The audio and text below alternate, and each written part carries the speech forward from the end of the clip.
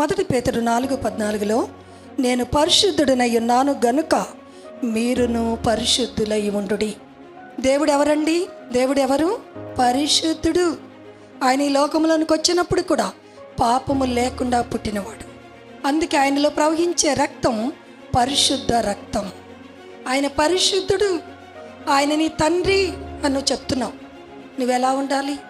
ఆయనలాగా నీవు కూడా పరిశుద్ధుడుగా, పరిశుద్ధురాలుగా జీవించాలి.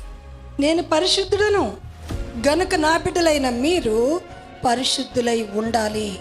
అంతే, ఖచ్చితంగా ఉండాలి. అలా ఉన్నప్పుడే మనం అక్కడ చేరతాం. హల్లెలూయా. మొదటి యోహాను 3:2 అంటున్నాడు, ఆయనను పోలి నడుచుకొందము. ఎవరిని పోలి నడుచుకున్నామండి మనం? ఒకళ్ళు ఎలా పాట పడితే వారిని ఇమిటేట్ చేస్తే అలా పాడటం, ఒకరు ఎలా ప్రసంగం చేస్తే వారిని చూసి ఆ వీడియోలు పదే పదే చూసి వారిలాగా ఇమిటేట్ చేసి ప్రసంగం చేయటం, ఎవరో ఎలాగో ప్రార్థన చేస్తే అది చూసి ఇమిటేట్ చేసి ప్రార్థన చేయటం.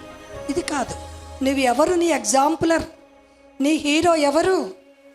నీకు హీరోగా ఎవరుండాలి? ప్రభువు. ప్రభువే నీ హీరోగా ఉండాలి. ప్రభువే నీ ఎగ్జాంపులర్గా ఉండాలి. ఆయనను పోలి నువ్వు నడుచుకుంటే నువ్వు ఎన్నటెన్నటికీ పడిపోవు.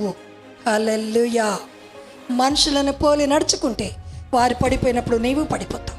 దేవుని చూచి దేవుని పోలికగా నడుచుకునేవారు ఎన్నటెన్నటికీ పడిపోరు. హల్లెలూయా. హల్లెలూయా.